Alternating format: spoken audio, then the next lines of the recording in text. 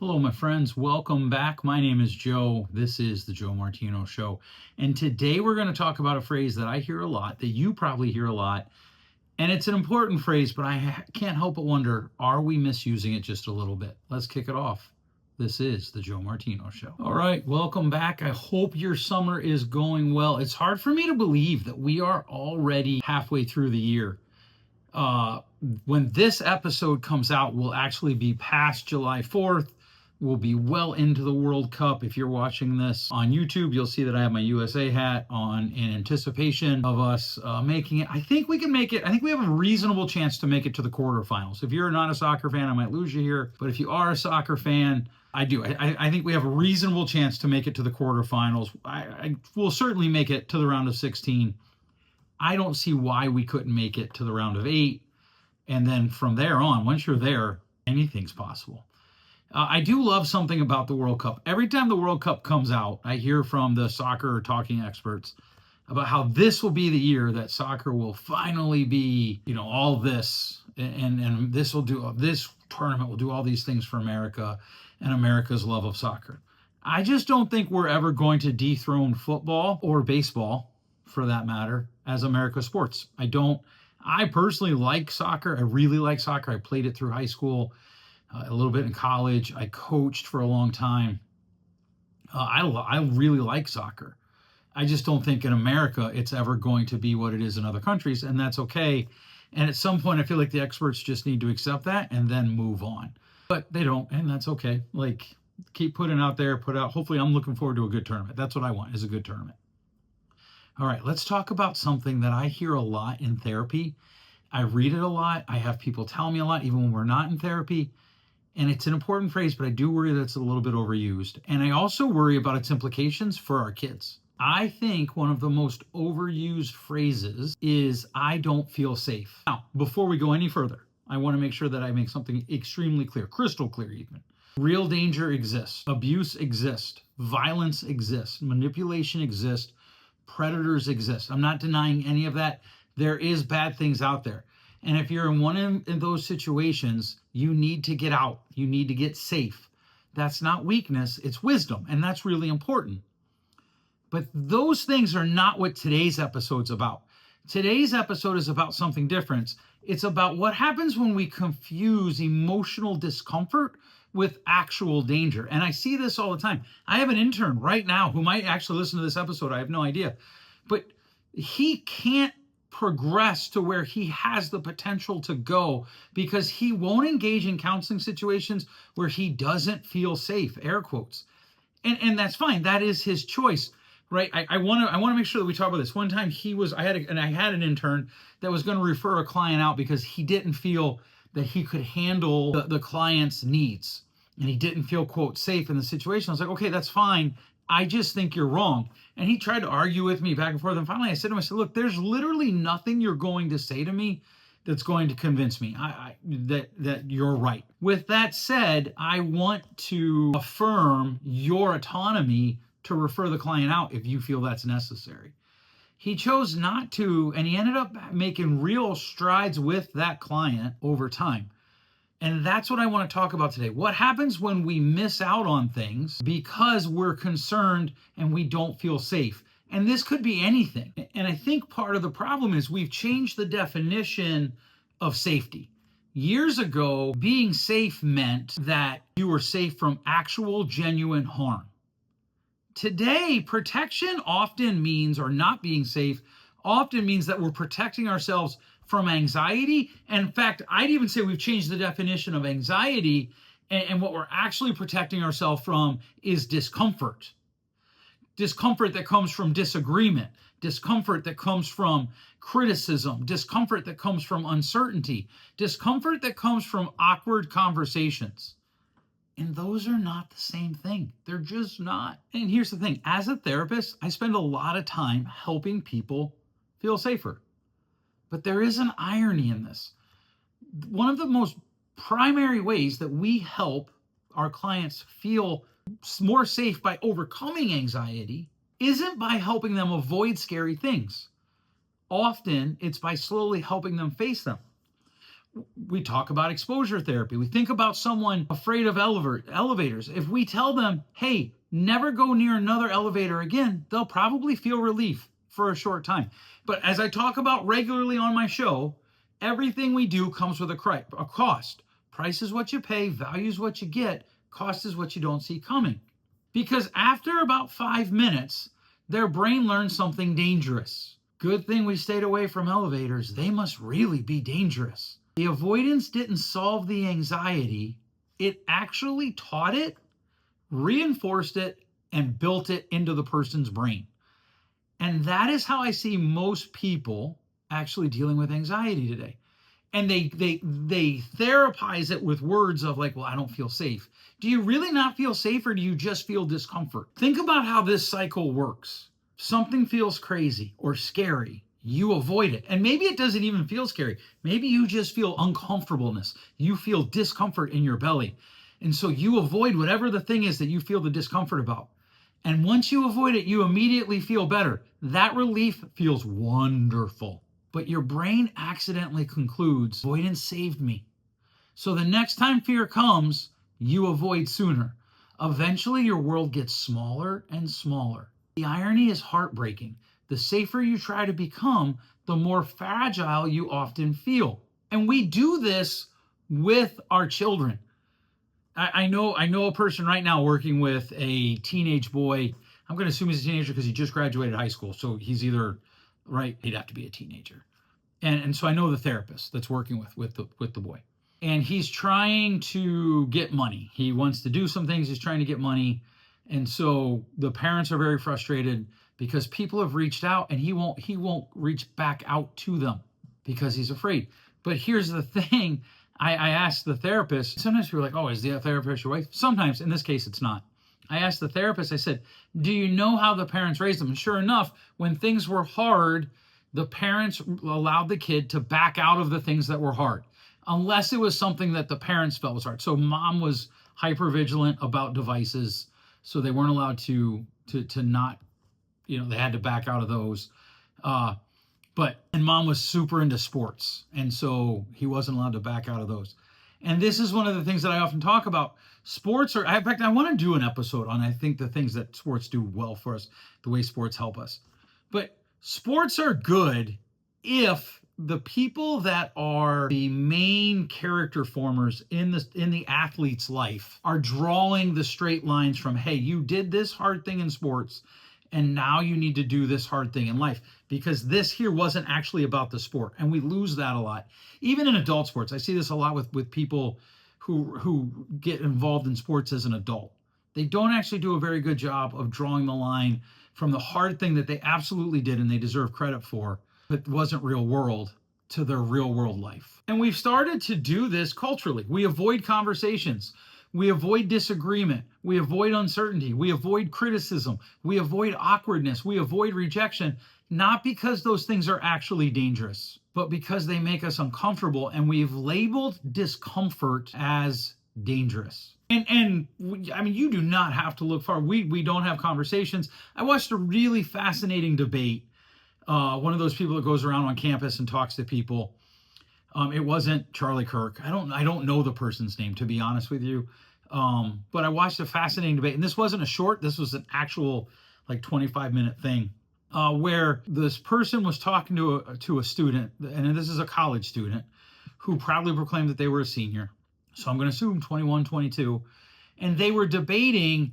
And the student, it was not going well for the student. And she literally said, "You're not answering the questions the way you're supposed to. I don't feel safe. I'm leaving now," and got up and walked away. That's insane to me, because she's going to run into that type of discomfort in her job. And this is why I brought up my interns earlier. The biggest thing that I see, people ask me, what do you think about the future of counseling? I think counseling's in for a hard run in the next 20 years. Look, my daughter's going to be an intern here in just about 6 months, I think. It's crazy to me. But we're not doing those that are coming into the field a lot of help, because we're not forcing people to face their discomfort. I cannot tell you how many people have come into my room and they're like, I'm depressed. And I realized probably about the third session, they're not actually depressed. They just don't like doing hard things. There's nothing actually wrong with their life. It just, they don't like the hard parts. Or, dare I say it, they don't like responsibility, because by its nature, responsibility is hard. And this is where a lot of people get derailed. They like, and we can do this, a lot of times the young people get picked on, and then there's something in that, right? Like, 20-year-olds, they want to move into their forever home, have their forever job, blah, blah, blah, blah, blah, at 20, for sure. But there's something, look, there's 50-year-olds that have the same problem. When responsibility keeps coming, they're like, well, I shouldn't have to be responsible. Why? I don't understand that one. Because feelings matter. My feelings matter. Your feelings matter. But my feelings don't automatically create obligations for everyone else. And they don't negate my actual obligations to other people. They don't negate my responsibilities.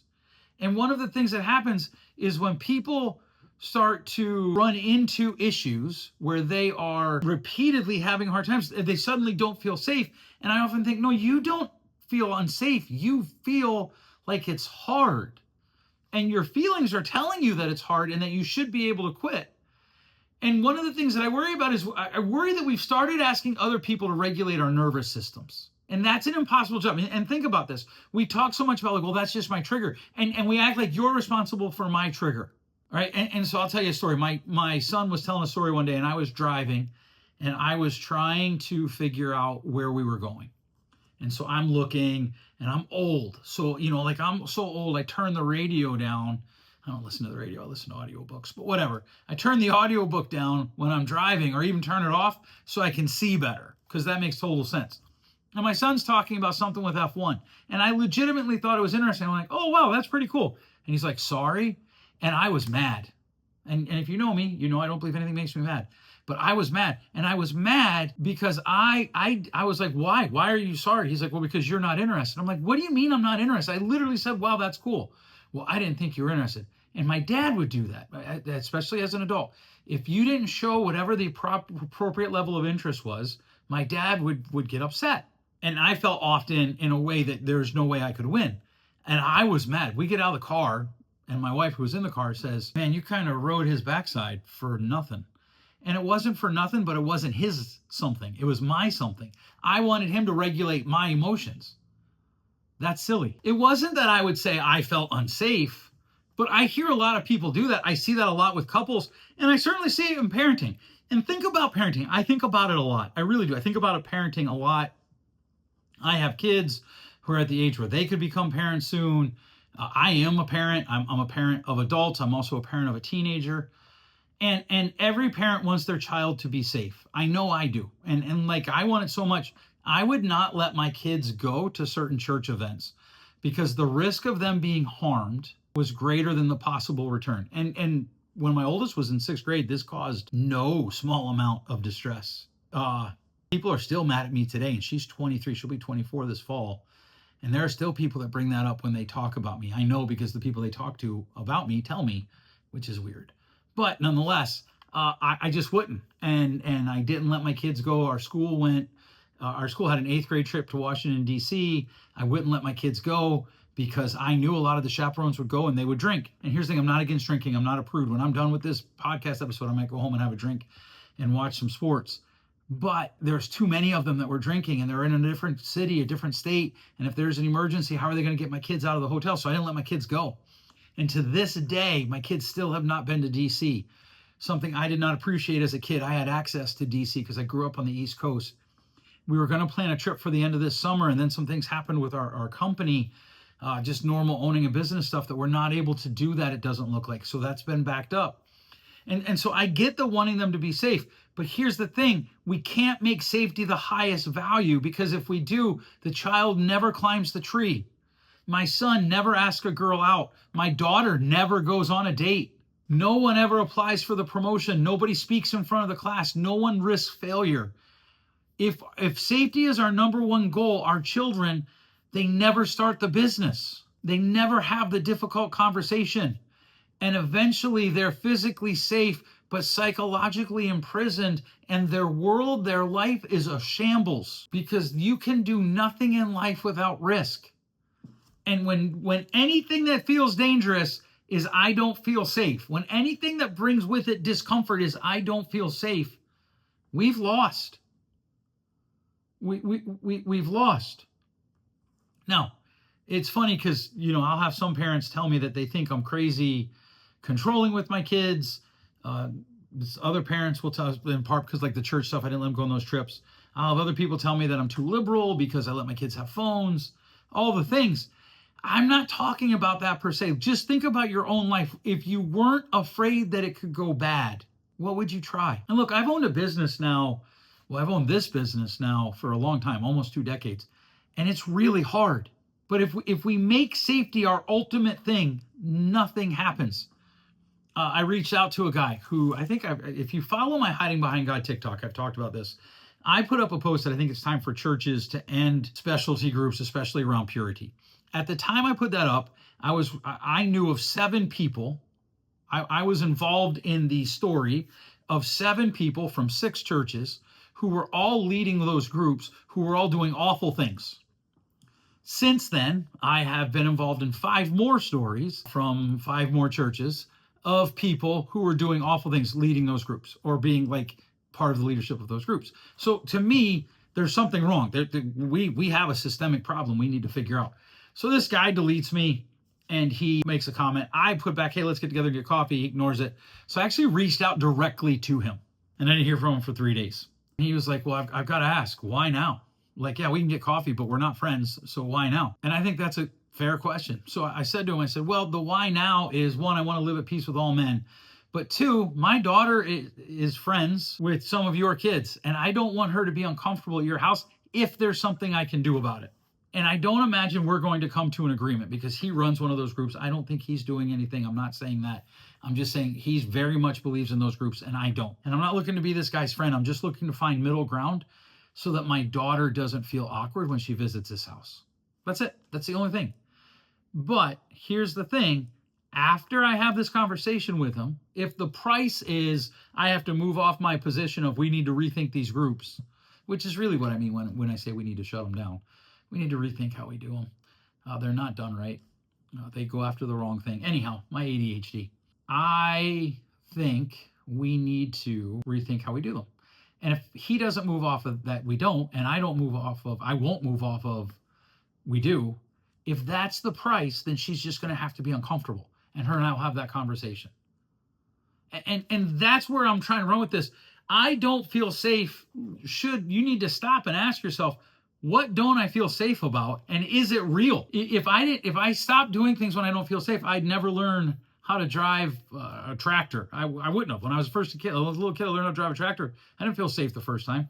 I would have stopped hauling my trailer the first time. My family has a camper. I would have stopped hauling that because first time I drove it, the wind really got a hold of it and it was wild. And I've learned over the years because you have to engage things that are scary, period. One of the ways that we get faith wrong, and look, this podcast is not about faith.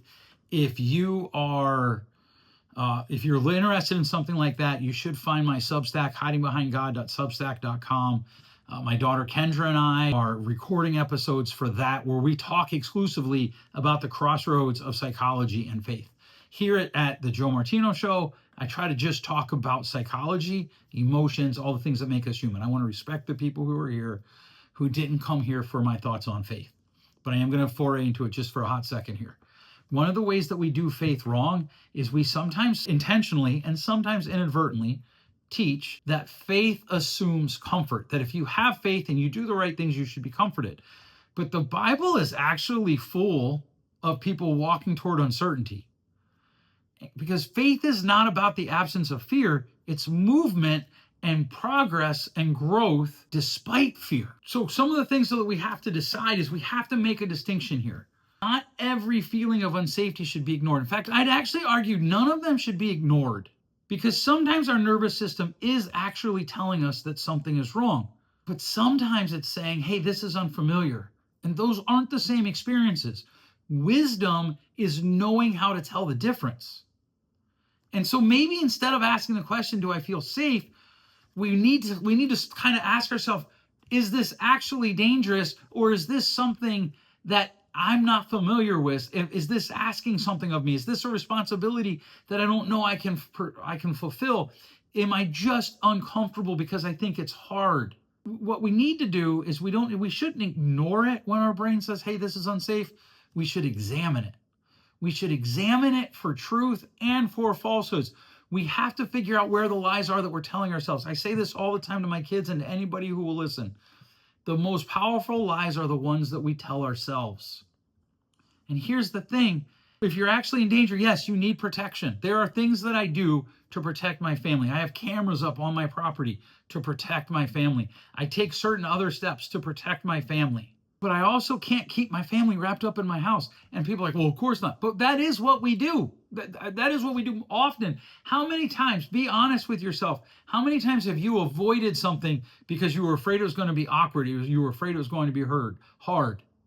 How many times have you ended a conversation with someone? And I don't see this with older people. I see that actually, you know what's really weird is I actually see this with legitimate boomers. I don't mean it in the way that it often gets used, the okay boomer, as anybody older than me. I mean it literally the boomer generation. And I see it with younger millennials and Gen Z. Well, I just don't feel safe, so this conversation needs to end.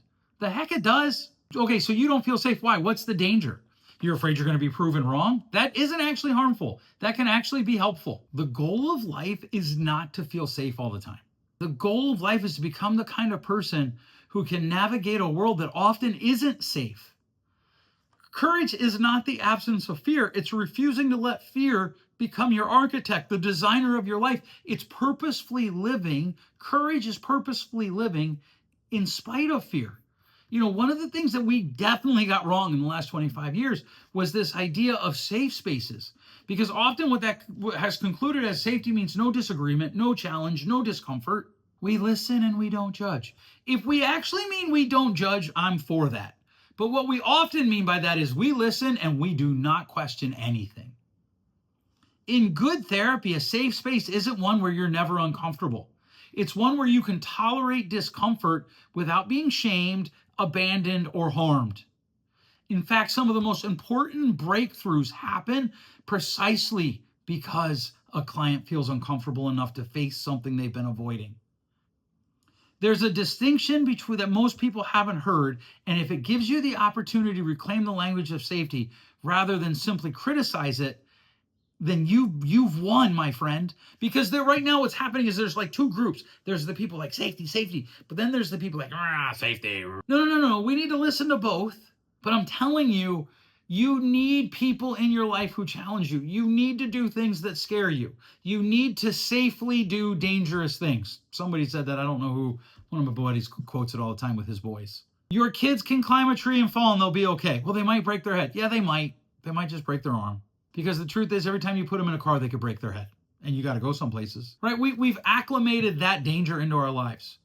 And one of the things that we're doing right now is we are making our lives less than they could be because we're afraid to engage things that are often discomforting. They're uncomfortable. So the next time your brain says to you, oh, this is unsafe, or your stomach says to you, this is unsafe, and somebody says to you, always trust your gut, push back a little bit and say, no.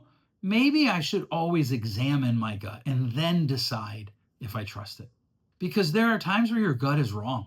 There are times where the more you do something, the far less unsafe you feel. In fact, we could argue the far more safe you are. All right. Thanks so much for listening. If you enjoyed this, please share it with your friends. I can't tell you how much that would help me. Just slap it up on your socials. Tell your friends about it. Whatever you can do to help get the word out, I'd really appreciate it. If you haven't already, make sure you subscribe in your favorite podcast store. You can also find my emotionally inclined blog on my website at joemartino.com. There's two ways to do it there. You can always just go there and read it. If you want it to come right to your inbox, you can go to iamjoemartino.com or iamjoemartino.substack.com and you can hit subscribe there. All right, go USA. Thanks so much for listening. We'll catch you next week. Thanks for listening. If you enjoyed today's show, please share with a friend. And hey, give us that rating in your podcast store. Until next time, change possible.